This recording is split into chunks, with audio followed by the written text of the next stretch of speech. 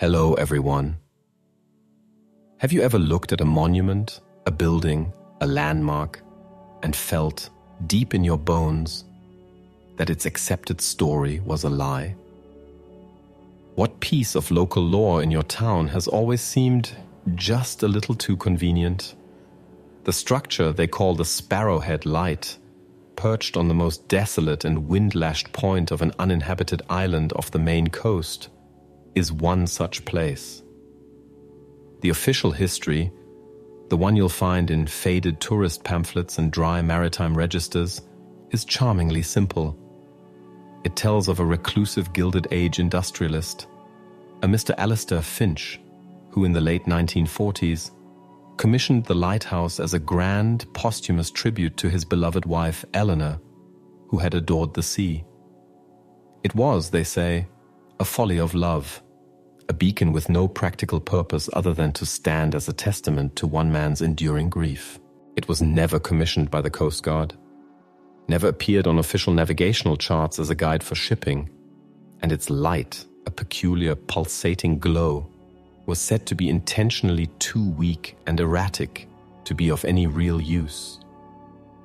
A beautiful, tragic, and utterly useless monument. That is the story everyone knows. It is also a meticulously crafted fabrication, a cover story so complete that it has successfully masqueraded as truth for over 70 years. My name is Arthur Finch, and Alistair Finch was not my ancestor. The man who truly built the lighthouse was my father, Elias Finch, a quiet, unassuming electrical engineer from MIT. And the Sparrowhead Light was never meant to guide ships.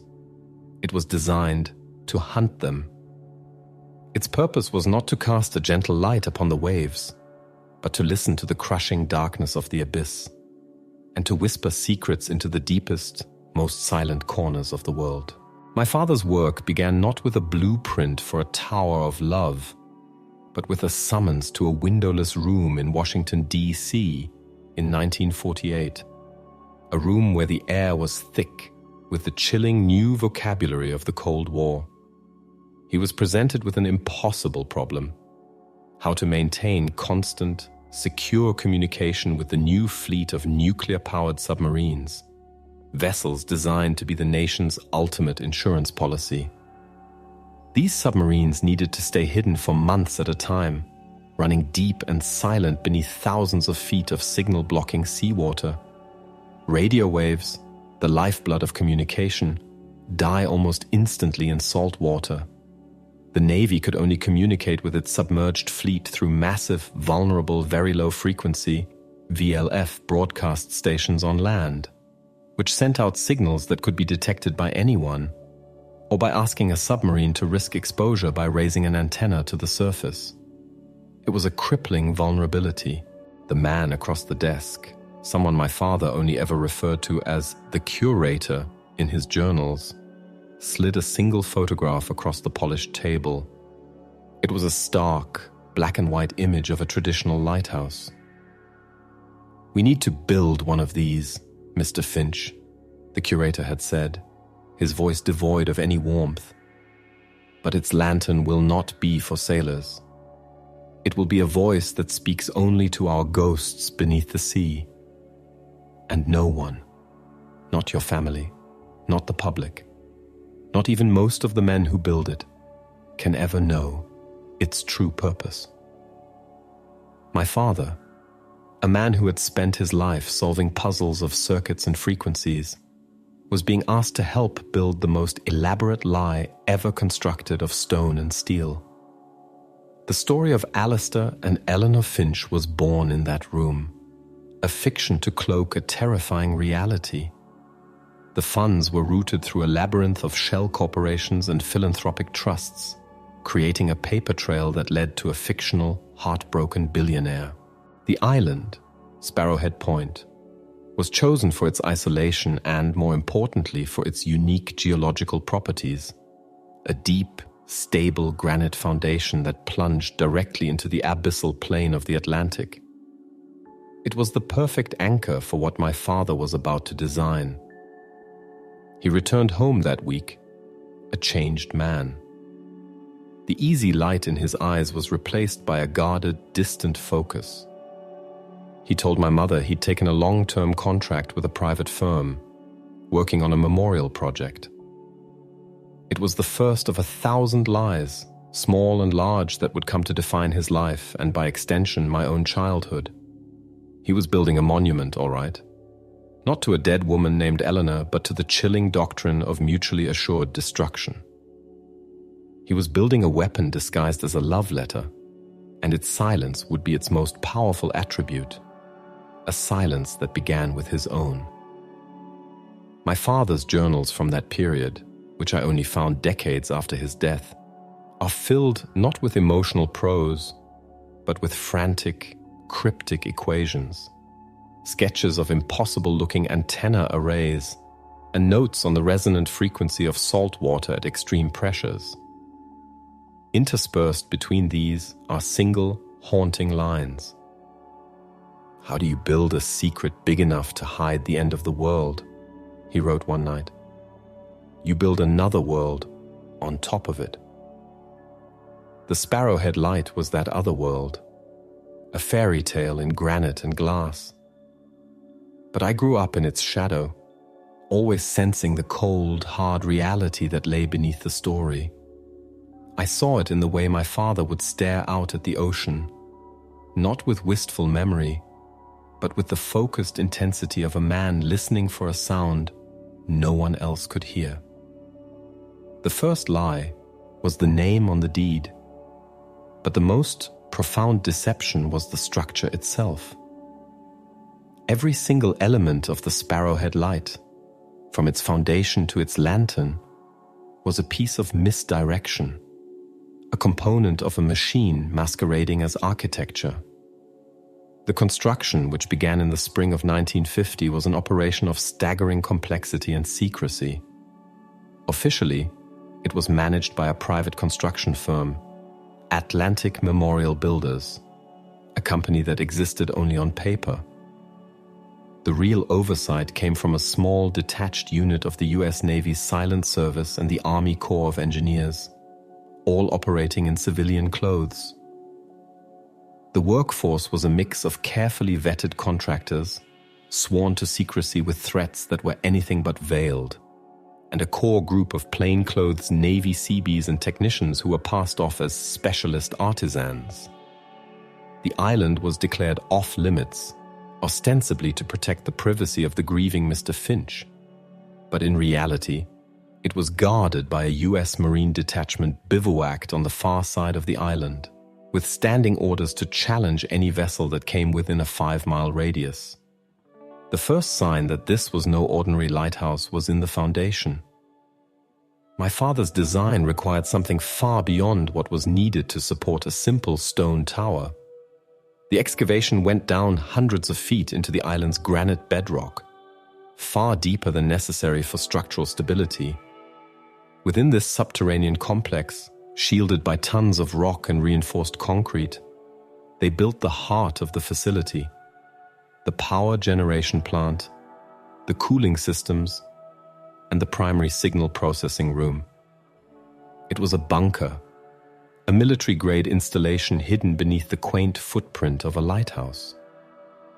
The tower itself was constructed of a unique, custom-mixed concrete. My father's notes reveal its true nature. It was heavily impregnated with a fine copper mesh and other conductive materials. The entire tower was not just a support structure. It was a massive, vertically polarized VLF antenna. It was designed to function like a colossal tuning fork, resonating at a frequency so low it could penetrate the ocean's depths. The iconic spiral staircase on the inside, a feature of so many classic lighthouses, was made of non-conductive composite materials to avoid interfering with the antenna's properties. The real masterpiece of deception, however, was the lantern room. There was no giant multi-ton Fresnel lens, the beautiful beehive of glass that gives a lighthouse its soul. Instead, my father designed what looked, from a distance, like a lens. It was a complex polyhedral array of what he cryptically called quartz-infused crystalline emitters. This was not glass meant to magnify a flame. It was a sophisticated phased array of transducers. When activated, it didn't produce a beam of light in the traditional sense. It emitted a precisely controlled rotating beam of extremely low frequency, ELF radio waves, disguised by a low wattage pulsating visual light to complete the illusion for any distant casual observer. The light a passing fishing boat might see was pure theater. The true beam was invisible, a silent, penetrating signal sweeping through the ocean below. To power this behemoth, 3 massive diesel generators, the kind used on naval destroyers, were installed in the subterranean levels. Their exhaust was cleverly vented through a series of baffled, cooled shafts that emerged hundreds of yards away in a rocky crevice, making the emissions nearly invisible and silent from the sea. The fuel was brought in at night by unmarked naval barges, disguised as supply runs for the construction project.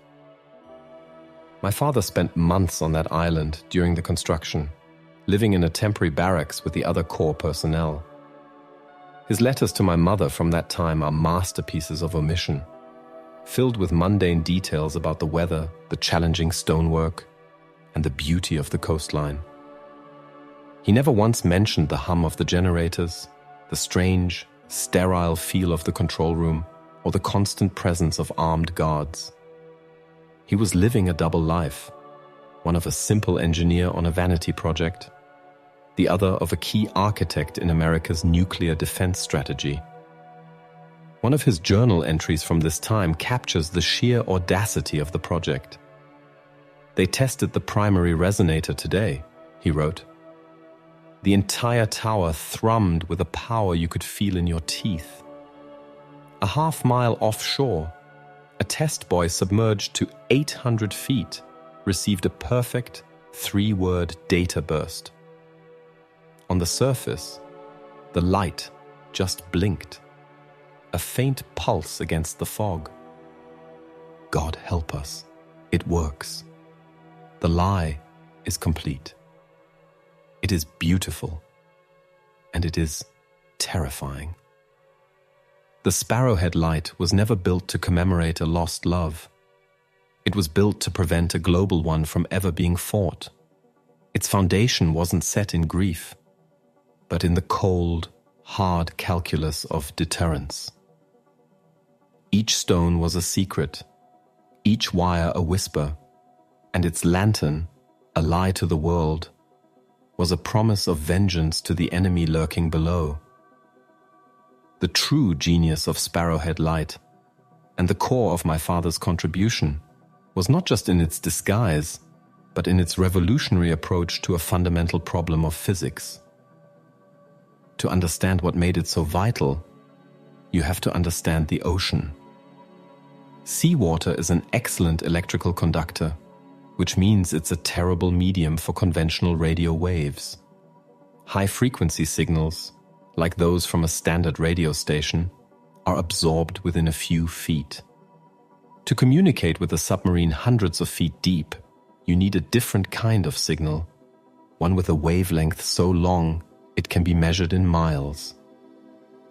This is the realm of very low frequency, VLF, and extremely low frequency, ELF, radio. The challenge with VLF-ELF is that to broadcast it effectively, you need an antenna of truly monstrous proportions. Historically, the Navy's VLF stations were sprawling complexes covering square miles, with antenna wires strung between mountains or held aloft by a forest of towers. These were powerful but also incredibly obvious targets. Any first strike in a nuclear war would have begun by obliterating these known communication hubs, instantly deafening the nation and leaving its submarine fleet blind and without orders. Sparrowhead Light was the answer to this vulnerability. It was what the military called a hardened, dispersed, and clandestine node. My father's design, turned the entire 150-foot tower into a highly efficient vertical dipole antenna. The copper-infused concrete acted as one pole, while the other was a massive grounding grid of pure copper cables buried deep within the granite and extending out into the seabed. The island itself, a solid mass of non-conductive granite, acted as a natural insulator, focusing the signal's energy down and out into the Atlantic basin. The facility didn't just broadcast, it listened. Encircling the island, laid on the seafloor miles out, was a secondary system that was Sparrowhead's other great secret. It was a localized, highly sensitive extension of the Navy's Sound Surveillance System, or SOSUS. SOSUS was a top-secret network of underwater hydrophones laid across the Atlantic, designed to listen for the unique acoustic signatures of Soviet submarines. Sparrowhead's array was a tactical component, able to triangulate and track contacts with a precision the larger, strategic SOSUS network couldn't match. This is what made the station a hunter. While SOSUS might detect a Soviet submarine 1,000 miles away, the Sparrowhead array could pinpoint its location, speed, and depth as it passed within a 100-mile radius.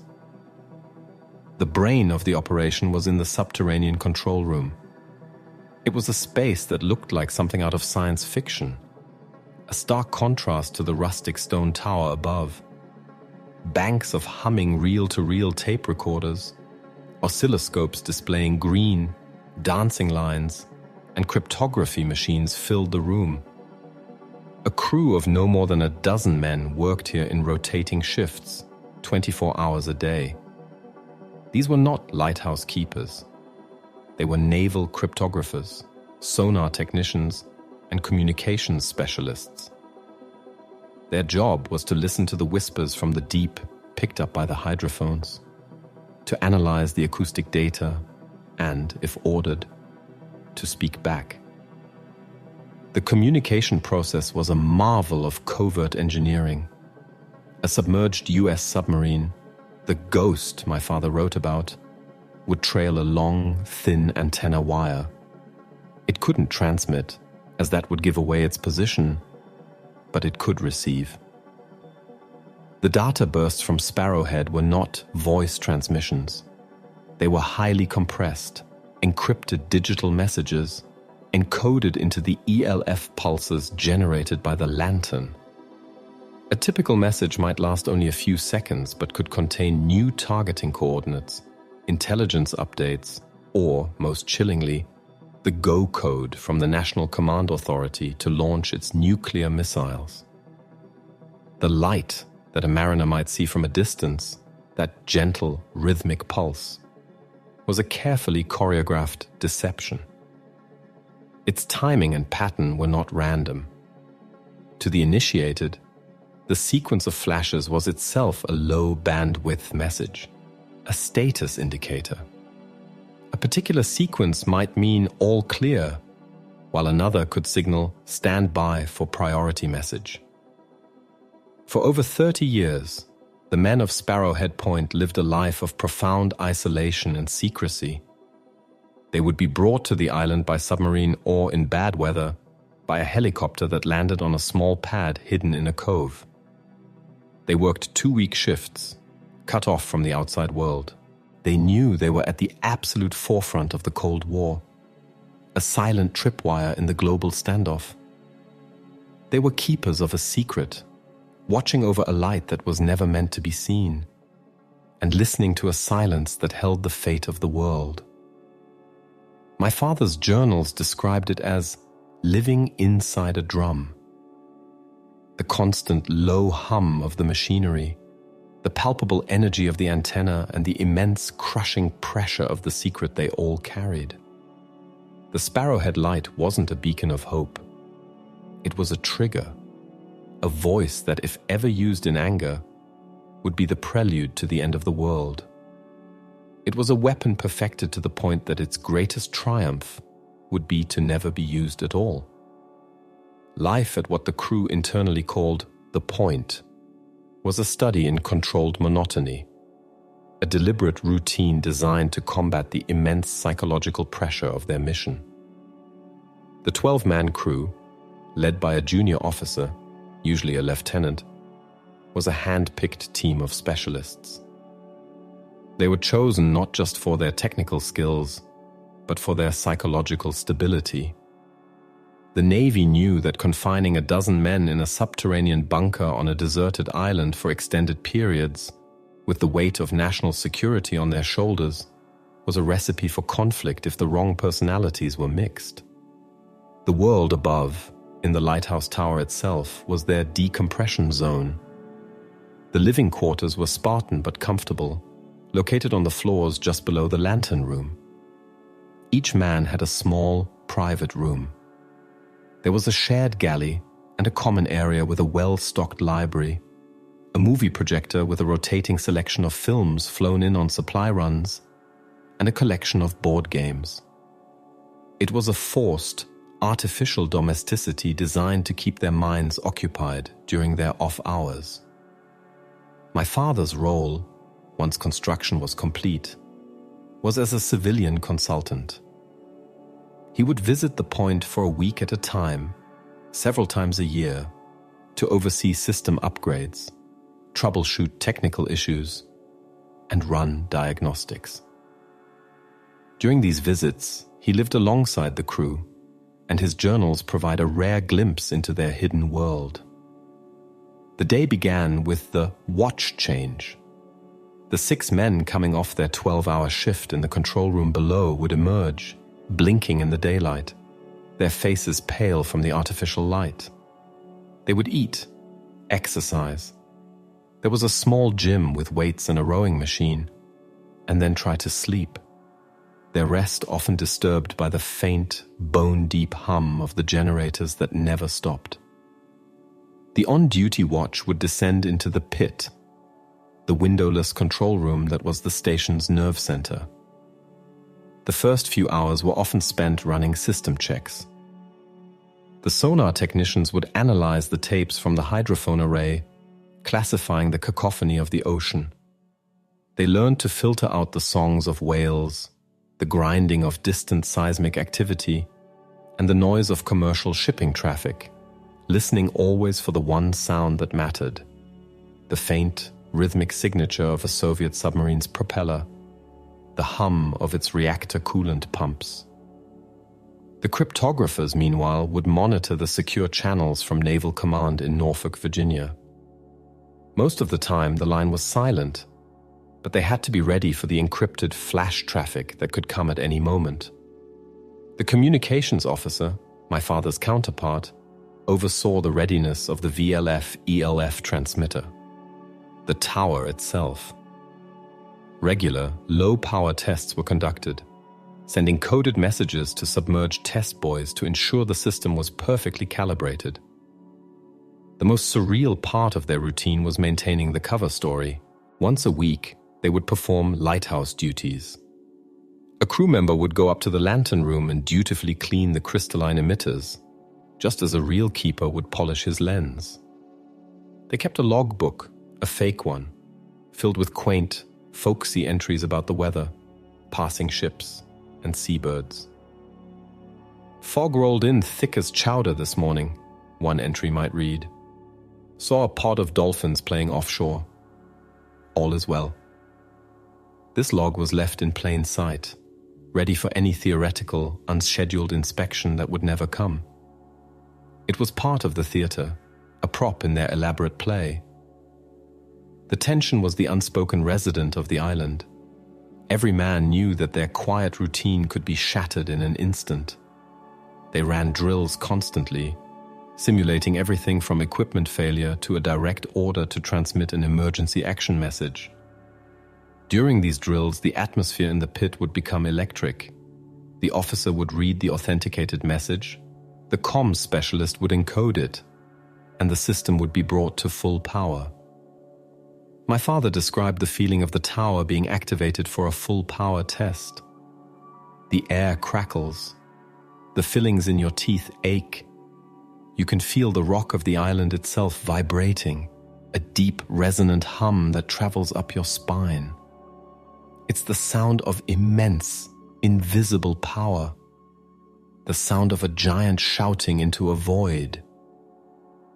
These men were utterly alone, yet they were the most critical link in a chain that stretched from the White House to the dark abyss. They were the silent guardians, the keepers of a phantom light, their lives a strange paradox of boring routine and existential dread. They were sailors on a ship that never moved, their only port of call the edge of annihilation. The ultimate test of Sparrowhead Light, and the moment my father's theoretical designs became a terrifying reality, arrived in October of 1962. The world held its breath as the Cuban Missile Crisis pushed the United States and the Soviet Union to the brink of nuclear war. For the men stationed at the point, the global crisis was not a distant news story. It was a direct and immediate threat that manifested as a series of frantic, coded messages and a single, terrifying contact on their sonar screens. On the morning of October 22nd, the station received a DEFCON 3 alert via its secure landline. The routine was instantly broken. Off-duty personnel were roused, and the station went on full operational footing. The pit, normally a place of quiet concentration, became a hub of tense, focused activity. The sonar technicians, their faces bathed in the green glow of the oscilloscopes, began a continuous, painstaking analysis of the acoustic data from the hydrophone array. The Cold War was no longer cold. It was simmering, and they were sitting on the stove. A few days into the crisis, the strategic SOSUS network reported a contact. A Soviet Foxtrot-class submarine had broken away from its usual patrol route in the North Atlantic and was heading south, at speed, toward the US coast. Foxtrot submarines were diesel-electric, not nuclear, but they were armed with nuclear-tipped torpedoes. In the heightened state of alert, any such vessel moving aggressively toward the blockade line around Cuba was considered an existential threat. The problem was the Foxtrot had gone to ground, diving deep and running silent to evade detection by the main SOSUS line. It had disappeared into the vastness of the ocean, but it was heading directly toward the 100-mile surveillance radius of Sparrowhead Point. My father was not on the island at the time, but he was rushed to a secure naval facility in Virginia, a backup command center where he could monitor the station's performance in real time. He described the agonizing wait in his journals. For 48 hours, there was nothing but the normal sounds of the ocean. The crew at the point worked in shifts, their nerves fraying, their ears and eyes glued to their instruments. Then it came. A faint, rhythmic sound signature, barely distinguishable from the background noise. It was the fingerprint of a Foxtrot's propellers, running at low speed. The Point's technicians had found it. They tracked the submarine for hours as it crept south, its position updated minute by minute, a small red dot on a tactical map in the pit. The information was relayed instantly to Norfolk. In response, the Navy dispatched the USS Thresher, one of its newest nuclear-powered attack submarines, to intercept. But the Thresher also needed to remain hidden. It couldn't surface to receive orders. This was the moment Sparrowhead was built for. The authenticated command came down the line from the National Command Authority. It was not a launch order, but a tactical one. Provide targeting data for Thresher. Hold position. Do not engage unless fired upon. The lieutenant at the point read the message, his voice steady despite the immense pressure. The comms specialist's fingers flew across his console, converting the coordinates and instructions into a compressed data burst. He turned to the lieutenant. "Ready to transmit, sir?" The lieutenant nodded. "Execute." In the pit, a switch was thrown. Deep in the bedrock, the generators spooled up to full power. Above them, the 150-foot tower became a live antenna. For 90 seconds, the crystalline array in the lantern room pulsed with invisible energy, firing a tightly focused ELF beam into the depths. The theatrical light that accompanied it blinked its mundane, gentle rhythm, a perfect lie to any curious eyes on the surface. Hundreds of miles away and 1,000 feet deep, a tiny light flashed on a console aboard the USS Thresher. The message was received. The American submarine now knew the exact location, course, and speed of its Soviet quarry. It moved into a tracking position, a silent, unseen shadow ready to enforce the blockade. On the island, the power surge ended. The tower went back to being a simple stone structure. In the pit, the crew watched as the Foxtrot, likely aware it was being actively tracked by a hunter-killer sub, abruptly changed course and moved away, back toward the open Atlantic. The immediate crisis was over. The system had worked perfectly. A potential nuclear exchange, initiated by a rogue submarine commander, had been averted, not with a bang, but with a whisper from a fake lighthouse on a deserted island. My father wrote only one line in his journal that night. Today, our ghost spoke, and the world did not end. May it never have to speak again. The success of Sparrowhead Point during the Cuban Missile Crisis was its most profound validation and its most closely guarded secret. The men on the island knew they had played a pivotal role in preventing a catastrophe, but they could never speak of it. There were no medals, no public commendations. Their reward was the continuation of a world that never knew how close it had come to oblivion. The incident, however, left a permanent mark on my father. The theoretical had become horrifyingly real. The equations on his blackboard had translated into a red dot on a map that represented millions of lives. He became even more withdrawn, the weight of what he knew pressing down on him. The years that followed the crisis settled back into the familiar routine of vigilant monotony at the point. The Cold War dragged on, a long, tense marathon.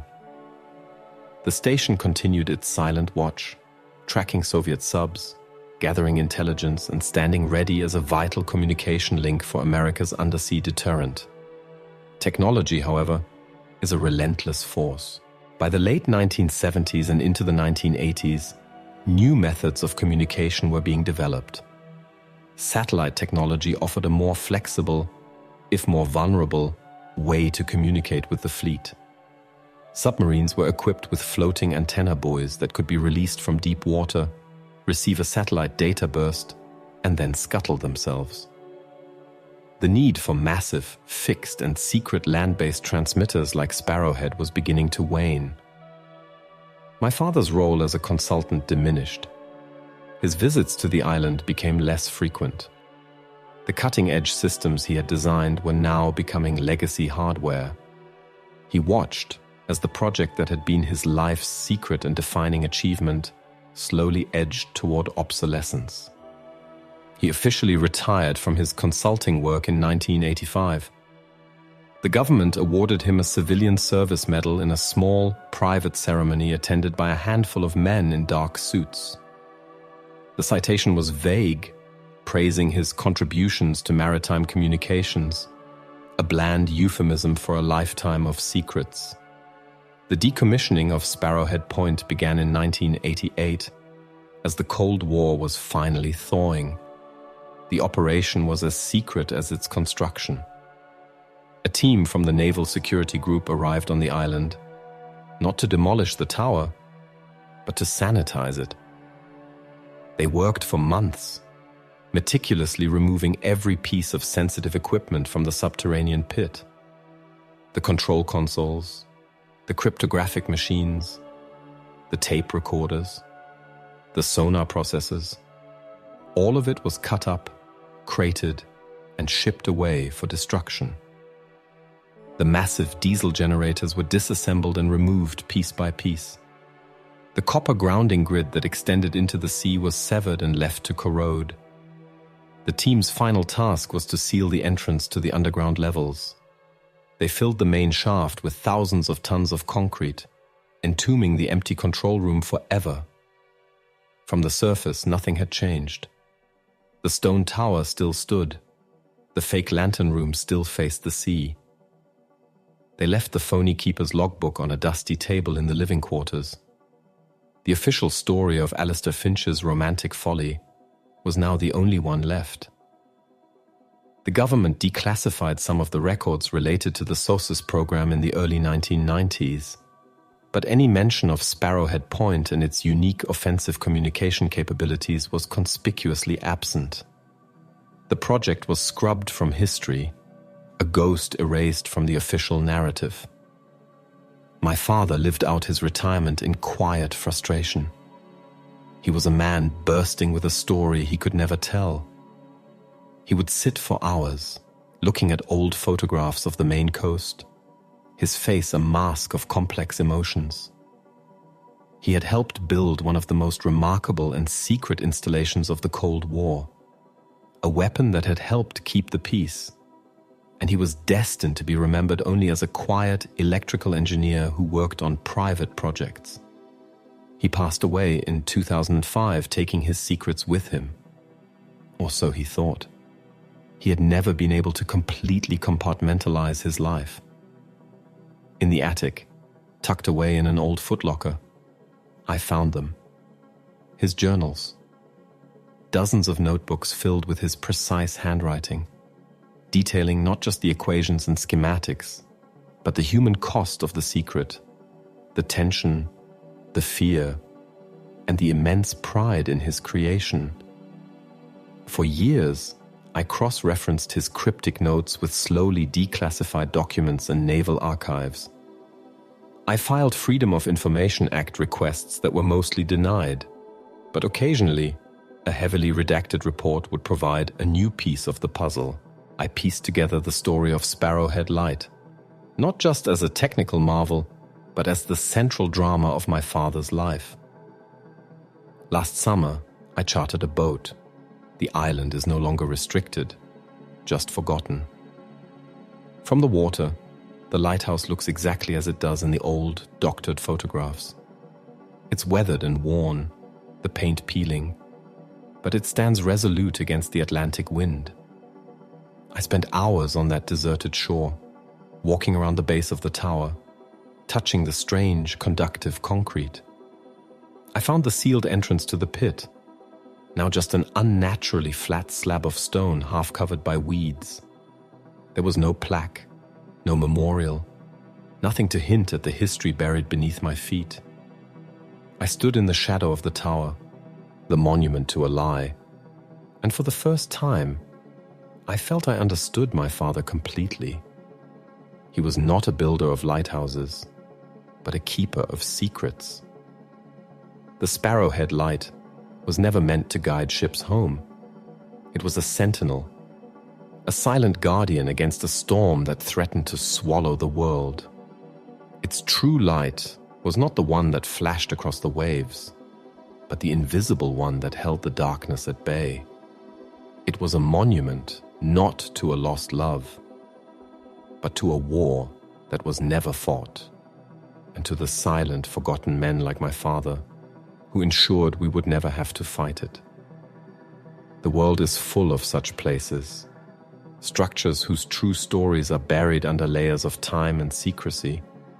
They are the silent pillars of our history, holding up a reality we take for granted, their purposes forgotten, their sacrifices unacknowledged.